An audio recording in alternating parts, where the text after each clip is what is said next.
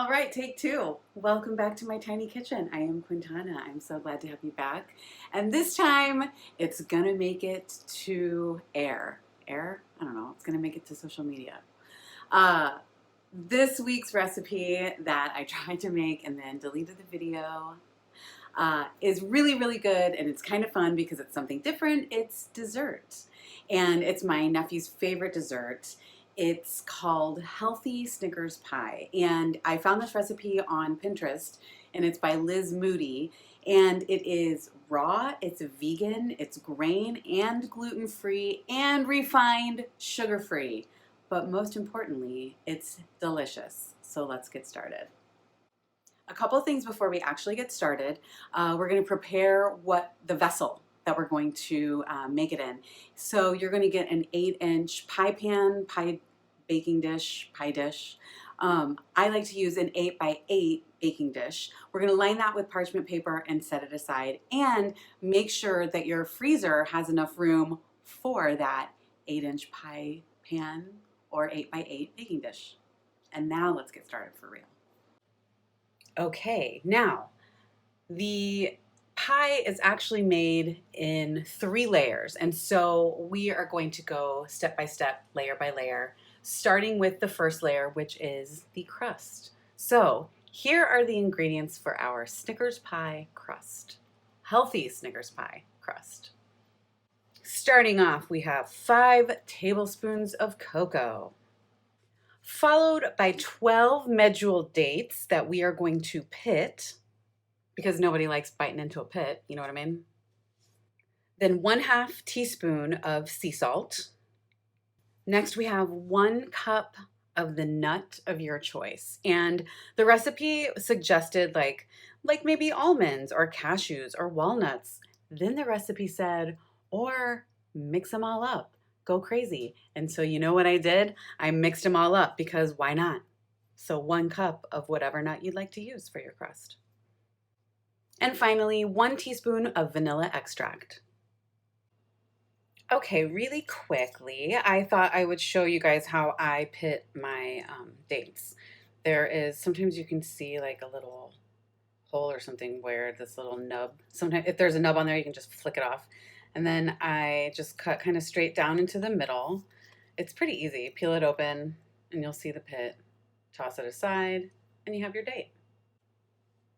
All right, now what we're gonna do for our crust, we're gonna put all of our ingredients into the bowl of a food processor and then just pulse and process until it is all kind of smooth and kind of sticking together, so you can press it nicely in your parchment lined baking dish or pie pan.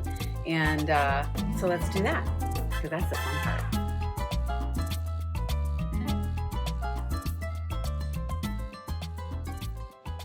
Okay, so I have all my ingredients in my food processor, but I have to take a minute. Okay, look at this food processor. Beautiful, right? So I don't know if you saw in my reels when I was making my guacamole, but I mentioned that my food processor had broken. And when you know it, a few days later, a box shows up at my door with this beautiful food processor in it, courtesy of my cousin and her husband, Nicole and Mike. Thank you again, you guys. I love it. And I love it even more because now we're gonna get started with the crust. So let's do it.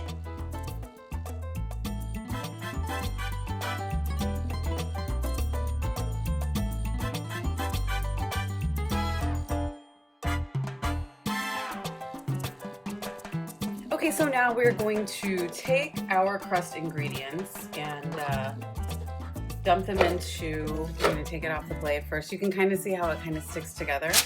Just put it in the parchment line baking container.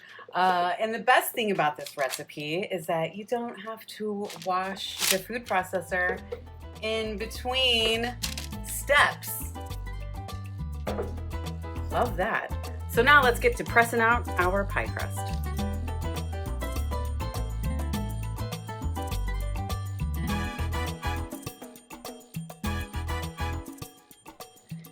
Okay, now once you have your crust pressed out to fill the whole bottom of the pan, we're going to set this aside in the freezer while we make our next layer.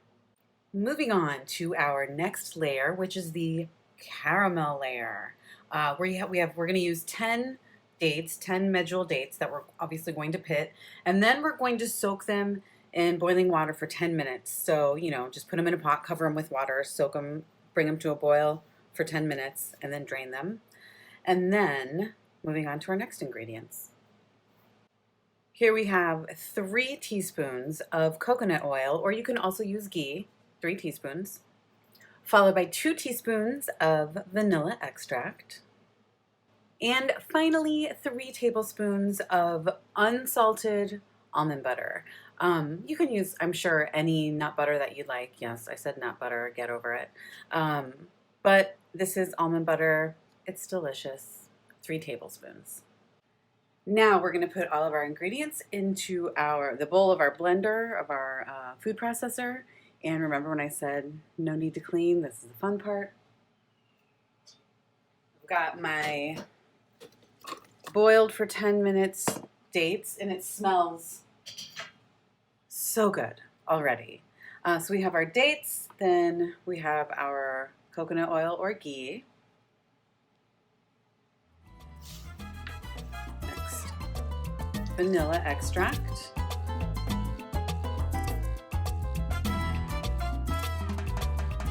And our almond butter.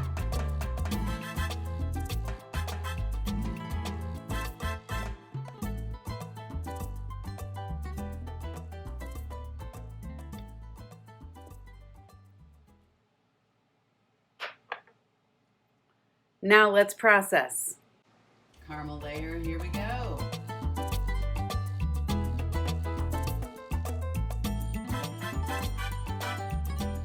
Now the fun part is adding our caramel layer on top of our crust layer. And it's so delicious. You guys, I can't tell you how good it smells. And even beyond that, even better how it tastes. I dare you not to eat a lot of this when you're doing this because it tastes so good.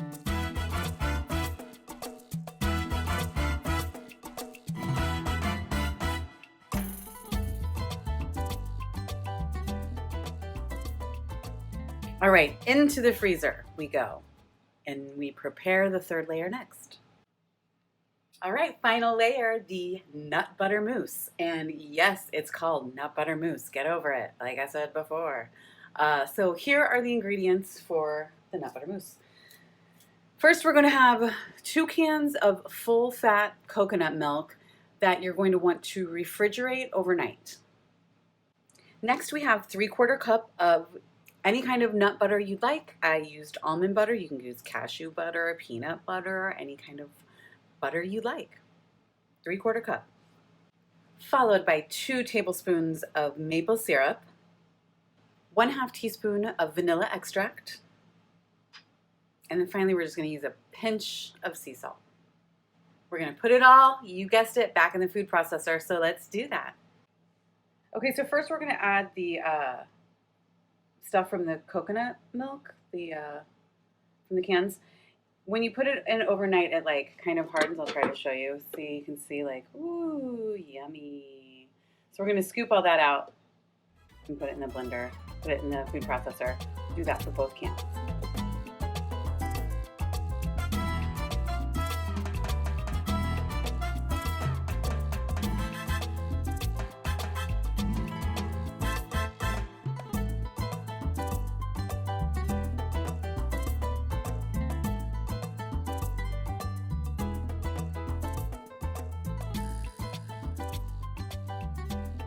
Okay, so as I'm sure you saw, one can was way more solid than the other, and that's okay. I just kind of dumped whatever amount I wanted to, and it'll all come together because when we freeze it. So now let's get it on the base and let's get this processing. All right, you guys know what time it is.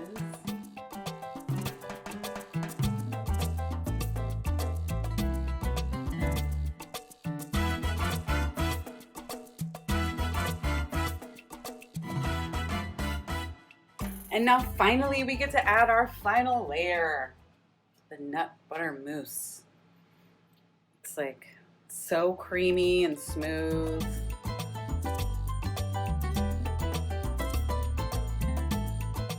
All right, look at that. Beautiful, beautiful. It doesn't need much help. It's kind of spread itself, right? Whew. And now what we're going to do is set it in the freezer covered. The recipe says overnight, but if you make it like early in the day, I find that 6 to 8 hours usually will suffice. So yeah, cover it and set it in the freezer for 6 to 8 hours. Also, I'll trim the parchment around so it makes it easier to cover.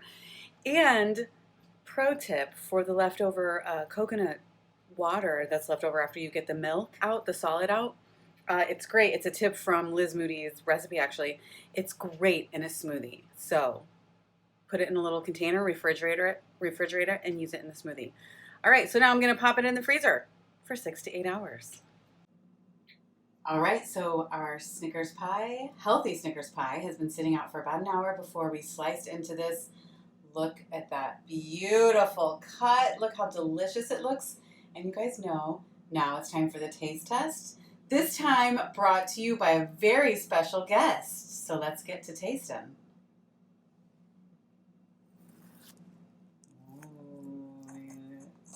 Still a little bit cold. That's to be expected. Mmm. That is so cool and creamy, and it's chewy and a little bit salty, and such great textures. I'm going to eat all this, the whole thing.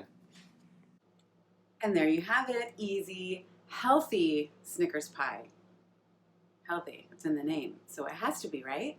I hope you guys enjoyed our new taste tester. He's very special to me. Thank you again for coming to my tiny kitchen. I hope to see you next week. Like, comment, subscribe, tell your friends. Let me know what recipe you'd like me to try. If you found a Pinterest recipe that you really, really like, let me know. I'd love to try it.